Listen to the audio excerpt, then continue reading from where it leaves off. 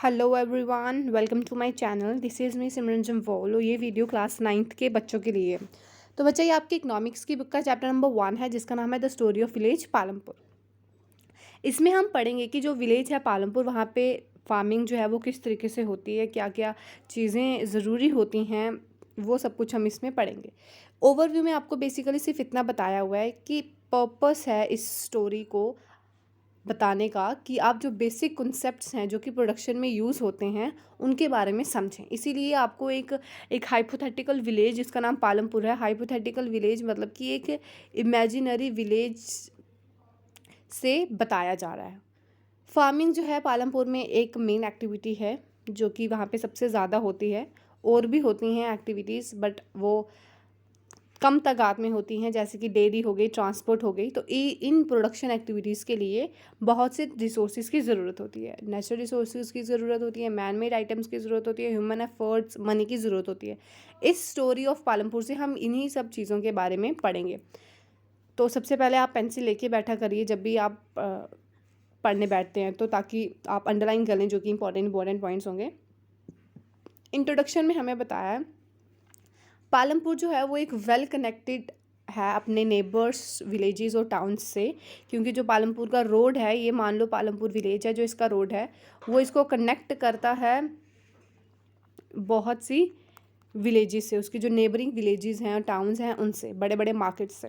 रायगंज जो है वो एक बड़ी विलेज है जो कि सिर्फ 3 किलोमीटर दूर है हमारी पालमपुर से। अब रोड जो है वो उसको रायगंज और बहुत से नियरेस्ट स्मॉल टाउन्स जो कि शाहपुर में हैं उनसे कनेक्ट करता है। अब जो रोड है उस पर अलग अलग तरीके के जो ट्रांसपोर्ट्स हैं वो चलते हैं, पुराने ज़माने के बुल कार्ट्स, टांगास को लेके नए ज़माने के मोटरसाइकिल्स, जीप्स और ट्रक्स तक।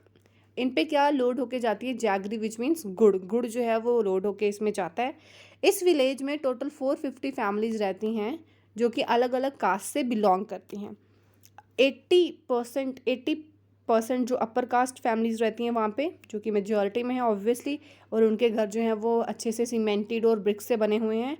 और बाकी जो हैं वो शेड्यूल कास्ट हैं जो कि एक कॉर्नर पे रहते हैं, विलेज के एक कॉर्नर पे रहते हैं। उनके जो घर हैं वो कच्चे मकान हैं उनके। अब कुछ घर ऐसे हैं जहाँ पे इलेक्ट्रिसिटी का कनेक्शन जो है वो भी आता है, और जो इलेक्ट्रिसिटी है वो ट्यूबवेल्स के लिए बहुत ज़्यादा अच्छी है, उसमें से ईजी हो जाता है फील्ड्स में पानी पहुँचाना। 3 जो हैं वो टोटल स्कूल है पालमपुर में। 2 प्राइमरी स्कूल हैं, एक हाई सेकेंडरी स्कूल है, और वहाँ पे हॉस्पिटल है एक जो कि गवर्नमेंट के थ्रू रन किया जाता है, और एक है डिस्पेंसरी जो कि प्राइवेट है।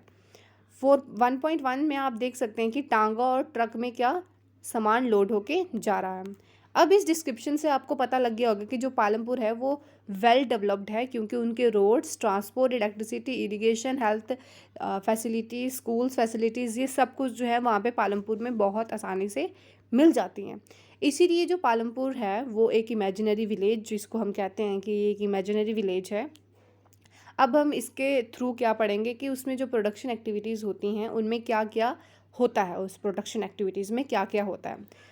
हमारे इंडिया में आपको पता होना चाहिए कि फार्मिंग जो है वो सबसे ज़्यादा तादाद में होती है, तो जिनको हम कहते हैं फार्म एक्टिविटीज़।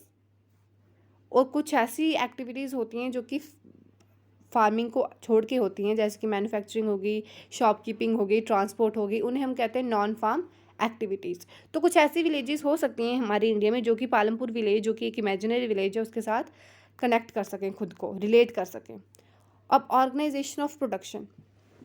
अब मैं आपको इंपॉर्टेंट पॉइंट्स बताते जाऊंगी, तो आप अंडरलाइन करते चलिएगा, पेंसिल लेके बैठा करिए अपने साथ। एक एम है प्रोडक्शन का। प्रोडक्शन हम क्यों करते हैं? ताकि जो अच्छा गुड एंड सर्विसेज जो हैं वो प्रोड्यूस्ड हों जैसे कि हम चाहते हैं। ठीक है, तो इसको प्रोडक्शन के लिए हमें 4 चीज़ों की बहुत ज़्यादा ज़रूरत होती है। ये बहुत इंपॉर्टेंट है, आपको ध्यान रखना है। फर्स्ट जो है वो आता है हमारा लैंड। पहली रिक्वायरमेंट क्या है? लैंड। ऑब्वियसली लैंड जिस पे हमें अपनी प्रोडक्शन करनी है, जिससे हमें फसल उगानी है, लैंड तो ज़रूरी ही है। उसके साथ साथ और भी कुछ नेचुरल रिसोर्सेज जैसे कि फॉरेस्ट, वाटर और मिनरल्स। सेकेंड रिक्वायरमेंट हमारी आती है लेबर, जो लोग उसमें काम करेंगे। अब हमारे पास लैंड है, अब काम कौन करेगा? जानवर आके थोड़ी काम करेंगे, इंसान काम करेंगे ना, तो लेबर उसके लिए हमें चाहिए होता है। कुछ एक्टिविटीज़ ऐसी होती हैं जिनमें हमें हाईली एजुकेटेड वर्कर्स की ज़रूरत होती है, बट कुछ एक्टिविटीज़ जैसे कि मैनुअल वर्क के लिए इंपॉर्टेंट नहीं होता कि हाईली एजुकेटेड ही वर्कर्स चाहिए। तो मतलब सेकंड वाला जो है हमारा है वर्कर्स जो उस पर काम करेंगे, वर्कर्स जो है वो नेसेसरी है for the production. Third one is physical capital. Physical capital which means land है, लेबर है। लेबर नाखूनों से और हाथों से थोड़ी ना खुदाई वगैरह करेंगे उस ज़मीन पे, टूल्स चाहिए उनको, मशीन्स चाहिए उनको। तो वो टूल्स और मशीन्स किस में आती हैं, हमारी फिजिकल कैपिटल में आती हैं, जो कि हर एक स्टेज, प्रोडक्शन की जो हर एक स्टेज होती है उसके लिए ज़रूरी होती हैं। तो फिजिकल कैपिटल, बच्चा कंफ्यूज नहीं होना है, फिजिकल कैपिटल भी दो हिस्सों में डिवाइडेड है, एक है फिक्स्ड कैपिटल, एक है वर्किंग कैपिटल। अभी हम पढ़ेंगे, अंडरलाइन करते चलिए। फर्स्ट है हमारा tool, machines and buildings. Tools और मशीन्स हमें बहुत ज़्यादा इंपॉर्टेंट होती हैं for the production purpose. Tool simple से सिंपल और हाई से हाई हो सकता है। सिंपल टूल जैसे कि फार्म प्लो से लेके सिफोस्टिकेटेड मशीन्स से जैसे जनरेटर, टर्बाइंस, कंप्यूटर तक, which means tools and buildings जो हैं वो प्रोडक्शन में यूज़ होती हैं और ये फिक्स्ड कैपिटल कहलाते हैं। Fixed capital in the sense कि अगर आप एक बार कंप्यूटर ख़रीद लेते हो तो वो सिर्फ आपको 10-15 दिन तक ही आपके काम नहीं आता है, वो आपको बहुत सारे सालों तक जो है वो आपके लिए काम करता है, आप उस पर काम कर सकते हैं। तो इसीलिए उसको हम बोलते हैं fixed capital. Second, raw material and money in hand. Raw material का क्या मतलब होता है, जिससे हम अपना फाइनल प्रोडक्ट जो है वो निकालते हैं। ठीक है, जब हमें क्रॉप जो है वो उगानी पड़ती है उसके लिए हमें क्या चाहिए होता है, उसका दाना चाहिए होता है हमें उसके लिए, कि जो हम सो करेंगे अपनी लैंड में और जिससे बाद में हमारी प्रोडक्शन जो फसल वगैरह है वो उग जाएगी। तो इसलिए रॉ मटेरियल भी ज़रूरी होता है और रॉ मटेरियल को ख़रीदने के लिए मनी भी ज़रूरी होती है। जैसे कि अगर वीवर के पास धागा ही नहीं होगा तो वो कैसे अपना काम करेगा, पॉटर के पास क्ले ही नहीं होगी तो वो पॉट्स कैसे बनाएगा। तो इन सब चीज़ों को खरीदने के लिए मनी की तो ज़रूरत होती ही होती है। फॉर एग्जांपल, चपाती आपको बनानी है, चपाती के लिए आपको रॉ मटेरियल की क्या ज़रूरत होगी, आपको आटा जो है, फ्लार जो है उसकी ज़रूरत होगी, फिर आप उसका डो बनाओगे, फिर आप जो है उसकी चपाती बनाओगे। इसीलिए हम इनको बोलते हैं working capital. Unlike tools and machines, they are use up in products. Production में ये भी यूज़ होते हैं जैसे कि टूल्स, मशीन्स होती हैं। अब फोर्थ रिक्वायरमेंट है नॉलेज एंड एंटरप्राइजेस। जैसे कि मैंने अभी आपको चपाती की एग्जांपल दी, अब जो चपाती बनाता है उसको तो पता भी होना चाहिए ना कि उसको बनाना कैसे है। रॉ मटेरियल ला के रख देना इज़ नॉट अ थिंग ना, आपको पता होना चाहिए कि आपकी नॉलेज, आपको पता होना चाहिए कि land, labour, physical capital, production, इन सबको हम कैसे एक साथ करेंगे तो हमारी जो अच्छी फसल है वो उग जाएगी। तो इसीलिए नॉलेज और एंटरप्राइजेस भी बहुत ज़्यादा ज़रूरी होते हैं, जिनको आजकल के दिन में हम, आजकल के ज़माने में हम क्या कहते हैं, ह्यूमन कैपिटल। ह्यूमन कैपिटल कहते हैं हम उन्हें। अब ह्यूमन कैपिटल के बारे में हम नेक्स्ट चैप्टर में और अच्छे से पढ़ेंगे। अब इस पिक्चर में उन्होंने आपको बोला है कि आपको लैंड आइडेंटिफाई करनी है, आपको लेबर आइडेंटिफाई करना है और आपको मशीन जो है वो आइडेंटिफाई करनी है। लैंड ऑब्वियसली जो जगह इस फैक्ट्री जिस पे बनी हुई है वो है हमारी लैंड। लेबर जो आप यहाँ पे देख सकते हैं कि काम लगे हुए हैं, ये हमारे लेबर हैं, और जो मशीन्स के साथ वो काम कर रहे हैं वो हमारी मशीन्स हैं। अब every production is organised by combining land, labour, physical capital and human capital. जो प्रोडक्शन होती है वो इसीलिए अच्छी होती है या फिर इसीलिए ऑर्गेनाइज्ड होती है क्योंकि हम ये सब चीज़ों को कंबाइन कर देते हैं। तो इसे हम क्या कहते हैं, फैक्टर्स ऑफ प्रोडक्शन। इंपॉर्टेंट आ गया, अंडरलाइन कर लीजिए, फैक्टर ऑफ प्रोडक्शन क्या होते हैं, जब हम इन सब चीज़ों को कंबाइन करते हैं और एक अच्छी प्रोडक्शन जो है वो निकलती है, इसे हम क्या कहते हैं, factors of productions. As we read through the story of Palampur we will learn more about the first 3 factors के बारे में हम और अच्छे से पढ़ेंगे इस स्टोरी के ज़रिए। For convenience we will refer to the physical capital as the capital of this chapter. अब फार्मिंग इन पालमपुर, फर्स्ट आता है लैंड इज़ फिक्स्ड। फार्मिंग जो है वो मेन प्रोडक्शन एक्टिविटी होती है पालमपुर में। 75% of the people who are working are dependent on the farming for their livelihood. 75% लोग जो है पालमपुर में काम करते हैं और सिर्फ वो फार्मिंग करते हैं जीने के लिए और अपना खाना पानी रोज़मर्रा की ज़िंदगी चलाने के लिए। दे कुड बी फार्मर और फार्म लेबरर, वह फार्मर भी हो सकते हैं और फार्म लेबरर्स, ज़मीन पे काम करने वाले भी हो सकते हैं या फिर बड़े बड़े फार्मर्स के अंडर काम करने वाले भी हो सकते हैं या फिर बड़ा बड़ा फार्मर भी हो सकता है। Wellbeing of these people is closely related to the production on the farms. जो वेलबींग है इन लोगों की, जो सारा इनका घर का कामकाज चलता है वो किस पे चलता है, प्रोडक्शन के बेसिस पे ही चलता है। But remember that there is a basic constraint in raising farm productions. But एक बहुत प्रॉब्लम है वहाँ पे कि आप प्रोडक्शन को और ज़्यादा राइज कर सकते हो क्योंकि वहाँ पे जो कल्टिवेशन लैंड है वो फिक्स्ड है। Since 1916 Palampur there has been no expansion in land area under cultivation. 1960 के बाद से कोई भी जो लैंड एरिया है वो वेस्ट लैंड जो है वो कल्टीवेशन में नहीं आई है, बिकॉज पहले ही जो वेस्ट लैंड है विलेज में जितनी भी वेस्ट लैंड थी उन्होंने पहले ही एक कल्टीवेबल लैंड में जो है वो कन्वर्ट कर दिया है। तो इसीलिए कोई स्कोप ही नहीं है कि अब वो कल्टीवेशन लैंड जो है या फिर प्रोडक्शन लैंड जो है वो उसको और ज़्यादा बढ़ा सके, क्योंकि लैंड जो है वो फिक्स है। ये पालमपुर की विलेज है। इतनी लैंड जो है वो पहले कल्टीवेशन में होती थी, ये जो थी वो वेस्ट लैंड थी। पर 1960 तक इन्होंने ये सारी लैंड भी जो है वो कवर कर ली, उसमें कल्टीवेबल लैंड जो है बना दी। तो अब कोई और बची ही नहीं है कि आप जिसको आप कल्टीवेबल लैंड में जो है वो कन्वर्ट कर सको। तो यहाँ पे दिए the standard unit of the measuring land is hectares. याद रखिएगा, आपको आ सकता है 1 मार्कर में। स्टैंडर्ड यूनिट क्या है मेजर करने की लैंड को, वो है hectares. Through in the village you may find land area being discussed in local units such as the bigga or the guintha etc.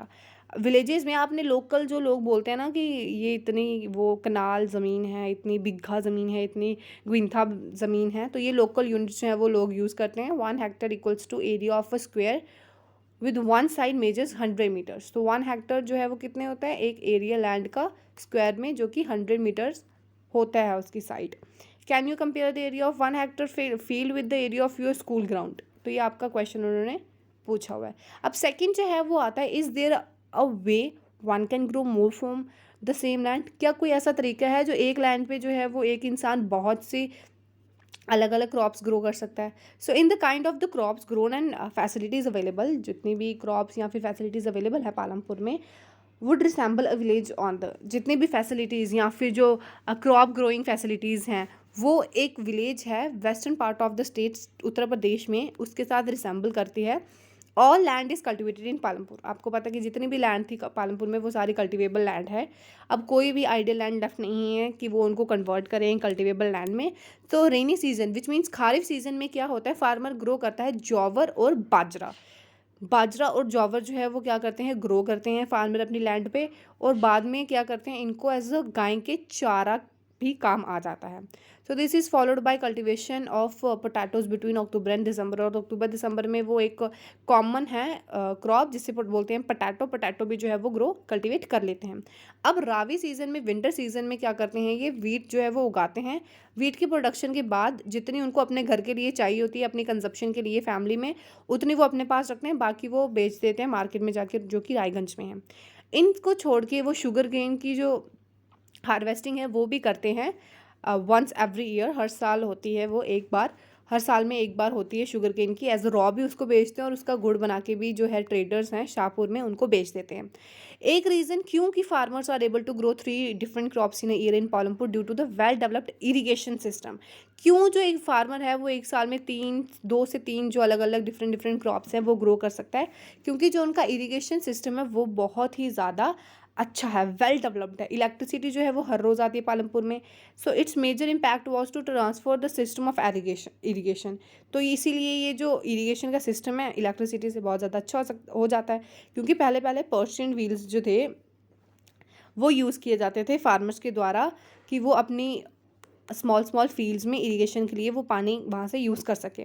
But people saw that the electric run tube wells could irrigate much large area of one more effectively. तो लोग जब उन्होंने देखा कि जो electricity के जो tube wells जो इलेक्ट्रिसिटी से रन होते हैं वो लार्जर एरिया जो है वो उनको क्या कर सकते हैं, पानी पहुंचा सकते हैं। तो इसलिए फर्स्ट फ्यू ट्यूबवेल्स जो थे वो गवर्नमेंट ने लगवाए थे, फिर बाद में लोगों ने अपने प्राइवेट ट्यूबवेल्स लगाना भी शुरू कर दिए।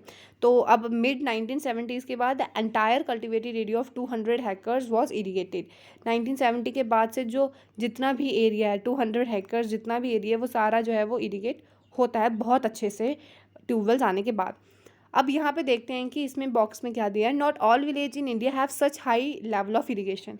सही भी बात है, जितने भी विलेजेस हैं इंडिया में जिनमें फार्मिंग होती है उनमें इतने अच्छे इरीगेशन सिस्टम जो है वो नहीं होते। Apart from the riverine plains coastal regions in our country are well irrigated. Coastal regions जो हैं वो हमारे कंट्री के वो बहुत ही ज़्यादा अच्छे वहाँ पे इरीगेशन होती है। इन कंट्रास्ट जो plateau region such as the Deccan plateau have low level of irrigation. Deccan plateau में कम इरीगेशन जो है सिस्टम अच्छा है। So of the total cultivated area in the country less than 40% in is irrigated even today. 40% से भी कम जो है उसमें अच्छी इरिगेशन जो है वो होती है। In the remaining area farming is largely depended on rainfall. और बाकी के कुछ एरियाज़ में क्या होता है, फार्मिंग जो है वो रेनफॉल पे ही डिपेंड होती है कि बारिश आई तो उनकी प्रोडक्शन अच्छी होगी, नहीं आई तो उनकी प्रोडक्शन अच्छी नहीं होगी। तो इस बॉक्स से हमें ये पता लगता है कि बेशक इंडिया में फार्मिंग जो है वो होती है, बट इरिगेशन सिस्टम जो है वो बहुत ज़्यादा ज़रूरी है कि हर विलेज में जो खासली फार्मिंग पे डिपेंडेंट हैं, जो खेती बाड़ी पे डिपेंडेंट है, वहाँ पे इरिगेशन सिस्टम फील्ड्स में पानी अच्छे से पहुँचे, ये काफ़ी ज़्यादा ज़रूरी हो जाता है। बिकॉज सूखे होने की वजह से आपकी जो फसल है वो ख़राब भी हो सकती है। So to grow more than one crop on piece of land during the year is known as multiple cropping। फिर से अंडरलाइन कर लीजिए, एक ही ज़मीन पे एक साल में दो से ज़्यादा या एक से ज़्यादा क्रॉप को उगाना, उसे हम बोलते हैं multiple cropping. So most common वे है ये मल्टीपल क्रॉपिंग का कि प्रोडक्शन अच्छी हो सकती है। इसमें जो सारे फार्मर्स हैं वो 2 क्रॉप जो है वो उगाते ही उगाते हैं, और अगर उनको थर्ड क्रॉप जो है वो उगाते हैं वो, तो वो होती है पोटैटो। पिक्चर देख सकते हैं आप यहाँ पे, वीट है, बाजरा है, शुगर केन है, पोटैटो है। इन सब क्रॉप्स को आपने रियल लाइफ में भी देखा होगा। Cultivated area over the years, अब यहाँ पे देख सकते हैं कि पहले 120 था 1950 में कल्टिवेटेड एरिया, अब 2011-10 में 140 हेक्टर्स हो गया है, मिलियन हेक्टर। तो आप देख सकते हैं कि चेंज जो है वो बिल्कुल भी कम कम हो रहा है। पहले 2030, अब 10 का ही फ़र्क पड़ रहा है इतने सालों में। 1950 से 2011 तक का आपको यहाँ पे वो दिया हुआ है, बट 1970 से जो है वो जो अंक हैं 140 वो सेम ही हैं। अब you have seen that one way of increasing production from the same land by multiple cropping, आपने देखा। So the another way is to use modern farming methods. आपने एक तो वे देख लिया प्रोडक्शन को इंक्रीज करने का कि मल्टीपल क्रॉपिंग जो है वहाँ पे करते हैं, बट एक और वे है, वो है modern farming methods for high yield. ज़्यादा मुनाफे के लिए मॉडर्न जो मेथड्स हैं उनको यूज़ किया जाता है। जो मुनाफा है वो क्या करते हैं, एक सीज़न के बाद जिस लैंड पे, पीस ऑफ लैंड पे, वो देखते हैं कि क्रॉप की प्रोडक्शन कितनी हुई है और उनको कितना मुनाफा हुआ है, बेनिफिट हुआ है। सो टिल द 1960s जो सीड्स थी कल्टीवेशन में, the seeds use in cultivation जो ट्रेडिशनल वंस होती थी, जैसे कि वो कम जो मुनाफा है वो उनको देती थी, जैसे काऊ डंक हो गया, ऐसे और कुछ नेचुरल मैन्योर्स वो यूज़ करते थे एज फर्टिलाइज़र्स। सो इसमें जो है वो कम मुनाफा उनको मिलता था। बट जब से 1960 में ग्रीन रेवोल्यूशन आया है, उसने इंट्रोड्यूस कर दी हैं HYV seeds, high yielding variety. इन सीड्स से आने से बहुत ज़्यादा अच्छी प्रोडक्शन होती है राइस और वीट्स की। तो compare to the traditional seeds, high yield seeds जो हैं वो बहुत अच्छी प्रोडक्शन जो है वो देती हैं as a great amount of grains on a single plant. As a result the same piece of land would now produce for larger quantities of food grains than was possible earlier. जो हम सिर्फ traditional seeds से जितना मुनाफा में नहीं होता था, हाई यील्ड वेराइटीज़ की सीड्स को लाने के बाद हमें और ज़्यादा जो है वो मुनाफा होने लगा है। तो हाई यील्ड जो ये होती हैं, इनको कम पानी चाहिए होता है, एंड ऑल्सो केमिकल फर्टिलाइजर्स और पेस्टिसाइड्स जो हैं वो अच्छा रिजल्ट जो है वो हमें प्रोवाइड करती हैं इन सीड्स को लाने के बाद। High yield were possible only from a combination of HYV seeds, irrigation. जब HYV सीड्स अच्छी हों, इरीगेशन अच्छा है, पेस्टिसाइड्स, फर्टिलाइजर्स, केमिकल फर्टिलाइजर्स, ये सब कुछ अगर पड़ रहा है तो ऑब्वियसली जो मुनाफा है वो ज़्यादा होगा ही होगा। जैसे कि हमने देखा कि HYV सीड्स जो हैं वो ट्रेडिशनल सीड्स जो मेथड्स वो यूज़ करते थे उनसे अब ज़्यादा मुनाफा उनको देती हैं। जैसे कि आपको एग्जांपल दी हुई है कि जो फार्मर्स हैं पंजाब के, हरियाणा के, वेस्टर्न उत्तर प्रदेश के, वो फर्स्ट थे जिन्होंने मॉडर्न फार्मिंग को यूज़ किया था इंडिया में। So the farmer in these region set up tubewells for irrigation, उन्होंने ट्यूबवेल्स लगाए इरीगेशन के लिए, क्योंकि as made use of HYV seeds, chemical fertilizers and pesticides in farming, क्योंकि वो इन सब चीज़ों का यूज़ कर रहे थे। तो अगर आप सब चीज़ों को इनको यूज़ करते हो और आपका पानी ही अच्छे तरीके से, इरीगेशन ही अच्छे तरीके से नहीं होती है, तो इतना आपको फ़ायदा नहीं हो सकता। इसलिए वो इरिगेशन के साथ साथ वो इन चीज़ों को भी, सब कुछ चीज़ों को यूज़ करते हैं कि हमें अच्छा मुनाफा हो, इसलिए उन्होंने ट्यूबवेल्स जो हैं वो वहाँ पे सेटअप करवा लिए। तो some of them broad farm machinery जो है, उन्होंने कुछ ने मशीनरीज भी लाई, ट्रैक्टर्स हो गए, थ्रेशर्स हो गए, which made ploughing and harvesting faster. Tractors और थ्रेशर्स से वो अपनी प्लोइंग और हार्वेस्टिंग जो है वो खुदाई और जो कटाई है उसको बहुत ज़्यादा जल्दी जल्दी से हो जाता है उनका, सो दे आर रिवॉर्डेड। और उनको बाद में मिलता क्या है, इतने पैसे खर्च करके थ्रेशर और ट्रैक्टर्स पे उनको मिलती हैं अच्छी अच्छी हाई हाई प्रोडक्शन, अच्छी अच्छी फसलें उनको जो है वो मिलती हैं, उनसे उनको बहुत ज़्यादा मुनाफा होता है। पालमपुर में the yield of wheat grow from the traditional varieties से हमें कितनी मिलती थी, तो पहले ट्रेडिशनल वेराइटीज़ को यूज़ करके उनको सिर्फ 130 किलोग्राम हेक्टर्स पर हेक्टर जो है वो वीट की उनको निकलती थी। बट अब HYV सीड्स सबसे वो यूज़ करते हैं तो उनको अभी कितना ज़्यादा फ़ायदा होता है देख सकते हैं हम यहाँ पे, कहाँ 1300 और कहाँ 3200। So there was a large increase in the production of wheat. Obviously हमें नंबर से ही पता लग रहा है कि कहाँ ये और कहाँ ये। Okay, so farmers now had greater amount of surplus wheat to sell in the markets. अब फार्मर्स के पास भी क्या हो गया है, अब अपने घर के लिए भी वो अच्छी खासी रख सकते हैं और मार्केट में भी अच्छी खासी जो है वो बेच सकते हैं। और यहाँ पे कुछ क्वेश्चंस हैं। सो थर्ड है विल द लैंड सस्टेन। अब land being a natural resource हमें इसको बहुत केयरफुली यूज़ करना चाहिए। लैंड जो है वो हमारा नेचुरल रिसोर्स है और नॉट ओनली द लैंड, जितने भी हमारे नेचुरल रिसोर्सेज हैं हमें उनको ऑब्वियसली सस्टेन करके रखने की ज़रूरत है, बिकॉज हमें इनको सिर्फ खुद के लिए यूज़ नहीं करना है। We have to sustain these natural resources for the our future generation. हमें अपने फ्यूचर जनरेशन के लिए भी इन सब चीज़ों को सस्टेन करके रखने की ज़रूरत है। तो इसीलिए not only the land, even all the natural resources in earth are needed to be sustain. वो अच्छे तरीके से और जितना हमें ज़रूरत है उतने ही पैगाम पे अगर हम इन्हें यूज़ करें तो वो बहुत ही ज़्यादा अच्छा हमारे लिए ही होगा। Scientific report indicate that the modern farming methods have overused the natural resources base. Obviously जब आप केमिकल फर्टिलाइजर्स जब आप अपनी लैंड पे डालते हो तो वो लैंड के थ्रू हमारे ग्राउंड वाटर में भी जाता है, जो हमारे ग्राउंड वाटर को पोल्यूटेड करता है। विच मीन्स हमारा जो नेचुरल रिसोर्स है, हमारी लैंड और हमारा वाटर, ये दोनों चीज़ें जो हैं वो HYV सीड्स से क्या होती हैं, ख़राब होती हैं। मुनाफा होता है तो होता है, वो ये नहीं है कि मुनाफा नहीं होता, बट हमारी ये सॉइल को और हमारी वाटर को क्या कर रही हैं, ये पोल्यूट करती हैं। तो साइंटिफिक रिपोर्ट ने यही कहा है कि जब से मॉडर्न मेथड्स आए हैं फार्मिंग में, इन्होंने हमारे नेचुरल रिसोर्सेज का ओवर यूज़ ही किया है। जैसे कि green revolution is associated with the loss of soil fertility. जब से ग्रीन रेवोल्यूशन आया है उसने हमारी सॉइल की जो फर्टिलिटी है उसको कम ही करता गया है due to the increase use of chemical fertilizers. जो कि मैंने आपको बताया, केमिकल फर्टिलाइजर्स को जब हम ज़्यादा यूज़ करते हैं अपनी सॉइल पे तो वो अच्छे से सॉइल के साथ मिलती नहीं है, वो बल्कि और ज़्यादा हमारी सॉइल को ख़राब करके उसकी फर्टिलिटी बहुत ज़्यादा कम कर देती है। इसीलिए also continue use of ground water for tube wells.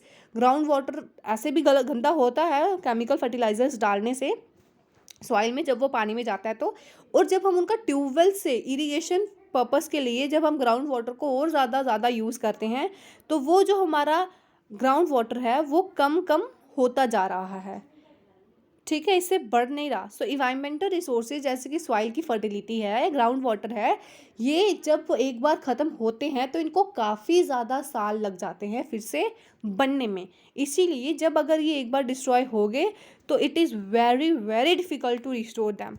So we must take care of an environment to ensure future development of agriculture. ये तो नहीं है कि हम ही हैं इसके बाद दुनिया ख़त्म है, नहीं, फ्यूचर जनरेशन भी तो आएगी तो उनको भी तो इन सब चीज़ों की ज़रूरत है। अगर वो फार्मिंग करेंगे फ्यूचर जनरेशन में भी होगी, ऑब्वियसली फार्मिंग होगी, तो उनको भी तो इन सब चीज़ों की ज़रूरत पड़ेगी। तो हमें इन सब चीज़ों को क्या करके रखना चाहिए, अच्छे तरीके से इनको रिस्टोर करके रखना चाहिए। अच्छे तरीके से हमें इनको केयरफुली यूज़ हमें इनको बेसिकली करना चाहिए।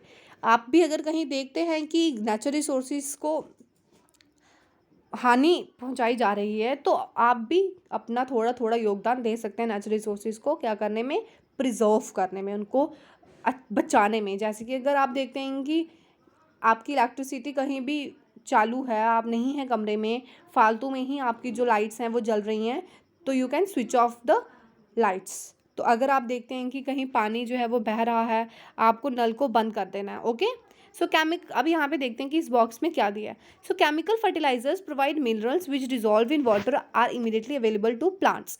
जो केमिकल फर्टिलाइजर्स हैं जब वो पानी में जाते हैं तो वो हमारे प्लांट्स तक भी पहुँचते हैं, बट दीज में not be retained in the soil for long, क्योंकि वो सॉइल में ज़्यादा देर तक नहीं रहते। सो दे मे escape from soil and pollute ground water. जैसे कि मैंने आपको बताया, सॉइल में अगर हम ज़्यादा केमिकल डालेंगे तो वो हमारे ऑब्वियसली पानी में जाएंगे ही जाएंगे। So chemical fertilizers also kill bacteria and other micro organisms in the soil. Bacterias को अदर माइक्रो ऑर्गेनिजम्स को भी ये जो है वो ख़त्म करता है। इसका मतलब ये होता है some time after their use the soil will be less fertile than ever before. जितनी पहले फर्टाइल थी उससे कम फर्टाइल जो है वो लैंड रह जाएगी। So the consumption of chemical fertilizers in Punjab is highest in the country. सबसे ज़्यादा केमिकल फर्टिलाइजर्स का कहाँ पे यूज़ किया जाता है? पंजाब में। कहाँ पे किया जाता है? पंजाब में यूज़ किया जाता है। Continuous use of chemical fertilizers had led to degradation of the soil health. Obviously जब हम ज़्यादा तादाद पे chemical fertilizers को यूज़ करेंगे वो हमारी soil को degrade ही करेंगे। So Punjab farmers are now forced to use more and more chemical fertilizers and other inputs to achieve the same production level. अब soil की fertility कम होती जा रही है तो वो ज़्यादा से ज़्यादा जो है वो केमिकल फर्टिलाइजर्स यूज़ करते हैं ताकि उनकी प्रोडक्शन लेवल जो है वो बरकरार रहे। So the main cost of cultivation is very fast. इसका मतलब ये होता है कि आपको बहुत ही ध्यान से केमिकल्स को भी यूज़ करना चाहिए, क्योंकि वो हमारे नेचुरल रिसोर्सेज जैसे कि सॉइल है, वाटर है, इन सब चीज़ों को क्या कर रहा है? पोल्यूट कर रहा है। Fourth one is how is land distributed between the farmers of the Palampur. इसको स्टार्ट करने से पहले मैं आपको यहाँ पे ये जो इमेज है वो दिखाना चाहती हूँ। You can see this image. कहीं पे ज़्यादा प्लॉट्स हैं, कहीं पे बिल्कुल कम प्लॉट्स हैं। तो यही अनइक्वल डिस्ट्रीब्यूशन है लैंड का, कहाँ पे? पालमपुर विलेज में। सो अब देखते हैं इसके बीच में क्या बताया गया है। Unfortunately not all people engaged in agriculture has sufficient land for cultivation. Obviously वहाँ पे कल्टीवेशन, फार्मिंग जो है वो इम्पॉर्टेंट है, तो फार्मिंग किस पे होगी? ऑब्वियसली लैंड पे ही होगी। बट जो लोग हैं वो एग्रीकल्चर में तो इंगेज हैं, बट उनके पास उतनी लैंड नहीं है कल्टीवेशन के लिए। पालमपुर में 1/3 ऑफ 450 फैमिलीज़ के पास जो हैं वो लैंडलेस है, उनके पास ज़मीन ही नहीं है। उनमें से सबसे ज़्यादा कौन है? दलित्स ही हैं, 150 फैमिलीज़ अराउंड, इनके पास लैंड ही नहीं है। So of the remaining families who own land, वो 240 फैमिलीज़ हैं जिनके पास स्मॉल प्लॉट्स हैं, 2 हेक्टर से भी कम ज़्यादा, ठीक कम मतलब कि। So cultivation in such plots does not bring adequate income to the farmer families. तो इतने से प्लॉट में फार्मिंग करना, क्रॉप ग्रो करना सिर्फ आपकी फैमिली के लिए ही होता होगा। बाकी बाहर आप सोचो कि हम इतने से प्लॉट में जो है वो फार्मिंग करके अपने घर के लिए भी बचा के रखें और बाहर जाके मार्केट में भी बेचें। So that was not possible. So in 1960 Govind was a farmer with 2.25 hectares of largely unirrigated land. 1960 में जो गोविंद थे वो एक फार्मर थे, 2.25 हेक्टर लैंड के जो फार्मर थे, जो कि अनइरिगेटेड लैंड थी। So with the help of his 3 sons Govind cultivate the land. जब उसके 3 बेटे हुए तो उन्होंने अपने 3 बेटों की मदद से उस लैंड को कल्टीवेट किया। सो दो they did not live very comfortably, वो कंफर्टेबली नहीं रहते थे, ऑब्वियसली उनकी फैमिली के लिए भी उनको रखना पड़ता था ये सारा कुछ। So the family managed to feed itself with a little bit of the extra income from one buffalo that the family proposed. इस लैंड में कल्टीवेट करने के अलावा उनके पास एक बफेलो भी थी जिससे वो अपने घर का खर्चा खुर्चा चला लेते थे। तो सम ईयर्स आफ्टर गोविंद की डेथ हो गई, वो जो लैंड है इतनी सी वो और 3 हिस्सों में बट गई उनके बेटों के बीच में। अब सबके पास 0.75 हेक्टर्स ही लैंड है।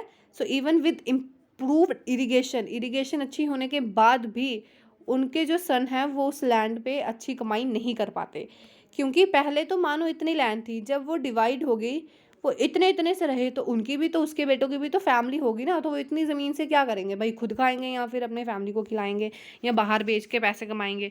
तो वो बहुत ज़्यादा मुश्किल हो जाता है। So you can see the large number of small plots scattered around the village in the picture में जैसे कि मैंने आपको पहले दिखाया कि कहीं किसी के पास विलेज में बड़े प्लॉट्स हैं, किसी के पास छोटे प्लॉट्स हैं। So these are cultivated by small farmers, जो हैं वो छोटे फार्मर्स जो हैं इसको कल्टिवेट करते हैं। On the other hand so more than half of the area of the village is covered by the plot that are quite large in size. तो कुछ एरिया जो है विलेज में वो कवर्ड है लार्ज बड़े बड़े प्लॉट्स से। So in Palampur there are 60 families of medium and large farmers who cultivate more than 2 hectares of land. सिर्फ 60 फैमिलीज हैं पालमपुर में जिनके पास 2 हेक्टर से ज़्यादा ज़मीन है। And a few of the large farmers had land extended over 10 hectares. और कुछ ऐसे कम तादाद में ऐसे फार्मर्स हैं जिनके पास 10 हेक्टर से ज़्यादा ज़मीन या 10 हेक्टर तक की ज़मीन होगी। अब आप यहाँ पे देख सकते हैं कि वो किस तरीके से फील्ड में काम कर रहे हैं, अलग अलग प्लो कर रहे हैं वो बुलकॉट से। यहाँ पे देख सकते हैं फिर सोइंग कर रहे हैं, स्प्रे कर रहे हैं, वो यहाँ पे छिड़क रहे हैं अपने उस पर, स्प्रेइंग कर रहे हैं, कल्टीवेशन। फिर उसके बाद ये देखिए वहाँ पे कटाई हो रही है क्रॉप की। अब who will provide the labour, अब लेबर कौन प्रोवाइड करता है? सो आफ्टर लैंड लेबर जो है वो सेकेंड नेसेसरी है for the factor for production के लिए। So farming requires great deal of hard workers, farming में बहुत ज़्यादा हार्ड वर्क जो है वो चाहिए होता है। इसीलिए small farmers along with their families cultivate their own fields. Small farmers जो हैं वो अपनी फैमिली के साथ खुद की ज़मीन जो है उसको कल्टिवेट कर लेते हैं। एंड दस they provide the labour required for farming themselves. कभी कभी वो जो लेबर चाहिए होता है फार्मिंग के लिए वो भी किसी और की ज़मीन पे भी काम कर लेते हैं। जो बड़े बड़े जो फार्मर्स होते हैं वो हायर करते हैं लेबर्स को उनके लिए काम करने के लिए। Farm labourers come either from the landless families, landless families से कुछ लेबरर्स आते हैं, कुछ आते हैं फैमिली कल्टिवेटेड स्मॉल प्लॉट्स जिनके पास छोटे छोटे प्लॉट्स होते हैं। कुछ वो लोग जो हैं वो लेबर के काम करते हैं दूसरों की ज़मीन पे। Unlike farmers, farm labourers do not have a right over the crop grown on the land.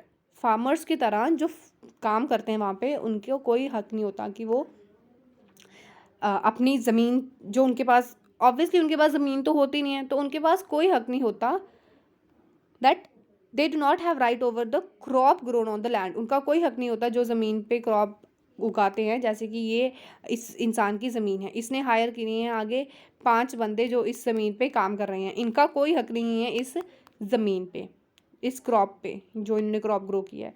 So instead they are paid wages, इसके लिए वो वेजेस जो हैं उनको मिलते हैं in the form of cash और क्रॉप कभी कभी। सो समटाइम्स लेबरर को कभी कभी खाना भी मिल जाता है। तो वेजेस जो है वो वेरी करते हैं region to region, crop to crop and one farm activity to another. जैसे कि सोइंग के लिए अलग होगा, हार्वेस्टिंग के लिए अलग होगा। So there is also wide variation in the duration of the employment में भी बहुत ज़्यादा फ़र्क होता है कि कितने टाइम के लिए जो है उनको हायर किया जा रहा है।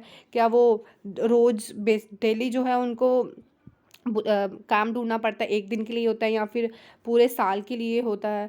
तो ये जो है वो वैरी करता है अलग अलग। तो यहाँ पे आपको दाला और रामकली की जो है वो स्टोरी बताई गई है। ये पुअर नेटिव्स हैं, एक विलेज में रहते हैं।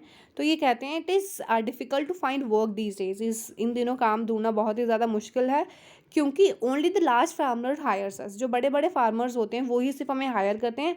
And they to far were limited number of days, और वो भी कुछ ही दिनों के लिए।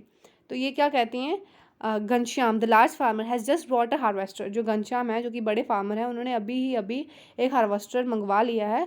सो we are going to got very less work during the harvesting season in the this year. तो बोलते कि अब हार्वेस्टर उन्होंने मंगवा लिया है इसलिए अब मुझे लगता है कि कुछ कम ही दिन हमें हार्वेस्टिंग के लिए मिलेंगे। So the last year I worked for less than 5 months in the whole year. बोलते पिछले साल तो पूरे 12 महीनों में से मैंने सिर्फ 5 महीने से भी कम काम किया था। बोलते we have tractors for plough, harvesters for harvesting, thresher for threshing, even for removing weed some farmers spray pesticides weedicides sorry. तो बोलते हैं कि हाँ लोगों ने ट्रैक्टर ले लिए हैं, हार्वेस्टर्स ले लिए हैं, थ्रेशर्स ले लिए हैं, तो अब तो हमारा काम जो है वो कम हो गया। ऑब्वियसली जब ये चीज़ें आ जाती हैं, मशीनरी जब काम करती है अच्छा, तो इन लेबर्स को कोई भी नहीं पूछता। तो वो बोलते हैं कि मैंने लोकल मनी लैंडर से 2000 रुपया जो है वो लिया था। So I had taken ₹1000 last summer, वो 1000 रुपया पिछले समर में। तो अभी मुझे कोई पिछले समर में मुझे कोई काम ही नहीं मिला, तो अब मुझे ये टेंशन हो रही है कि मैं उसको कैसे रिपे करूँगा। So this year I will look for work in the brick. वो बोलती कि इस साल तो मैं क्या करूँगी, एक ब्रिक मेकिंग फैक्ट्री में ही जाके काम करूँगी जो कि रायगंज में है। बोलती मेरी सिचुएशन भी कुछ ज़्यादा अच्छी नहीं है, मैंने भी चाहती थी कि मैं लोन लूँ बट मेरी इतनी अच्छी कमाई नहीं हो रही है कि मनी लेंडर जो है वो मुझे भरोसा करके लोन दे कि मैं चुका पाऊंगी। So Dala is a landless farm labourer who work on a daily wages in Palampur. Dala जो है वो हर रोज़ जो है वो काम करता है अलग अलग फार्म्स में जाके। इसका मतलब ये होता है कि उसको रोज़ काम जाके ढूंढना पड़ता है। उसके मिनिमम वेजेस जो गवर्नमेंट ने कहे हैं कि एक लेबर के मिनिमम वेजेस होंगे वो होते हैं 115, बट दाला को सिर्फ 80 रुपये ही मिलते हैं। So there is a heavy competition for work, competition बहुत ज़्यादा है काम के लिए, इसलिए जो है ये लो वेजेस पे भी मान जाते हैं कि ठीक है हम काम कर लेंगे। तो इसीलिए वो एक दूसरे के साथ ऐसे बातचीत कर रहे होते हैं। तो both Dala and Ramkali are poor farmers in the village. तो अब आपको पता लग गया होगा कि जो विलेजर्स हैं उनको कितना, जो फार्मर्स हैं मेनली जो लैंडलेस फार्मर हैं जो कि डेली वेजेस पे ही उनका जो लाइवलीहुड है जो है वो चलता है, तो उनके लिए काफ़ी ज़्यादा डिफ़िकल्ट हो गया है। अब जो जैसे कि बड़े बड़े ट्रैक्टर्स आ गए हैं, थ्रेशर्स आ गए हैं, हार्वेस्टर्स आ गए हैं, इन मशीनरीज़ की वजह से जो उनका काम है वो बहुत ज़्यादा कम हो गया है, क्योंकि लोग उनको हायर ही नहीं करते हैं, क्योंकि उनके पास जो है वो अब ट्रैक्टर्स वगैरह सब कुछ हैं। तो अब सिक्स्थ वाला आता है the capital needed in the farming. तो ये हम पार्ट 2 वीडियो में देखेंगे, तो आप पार्ट 2 वीडियो देखना बिल्कुल भी मत भूलना, क्योंकि उस पे हम बाकी जितने भी अभी बचे हुए हैं टॉपिक्स वो हम उसमें कंप्लीट करेंगे। So with this I am ending today's video. अगर आपको एक्सप्लेनेशन अच्छा लगा हो तो लाइक करिए, कमेंट करिए और सब्सक्राइब करना चैनल को बिल्कुल भी मत भूलिएगा। अगर आप चाहते हैं कि मैं आपको इंपॉर्टेंट क्वेश्चंस या फिर 1 मार्कर्स जो हैं वो प्रोवाइड करूँ, तो प्लीज़ आप मुझे कमेंट सेक्शन में ज़रूर बताइएगा। सो बाय, टेक केयर।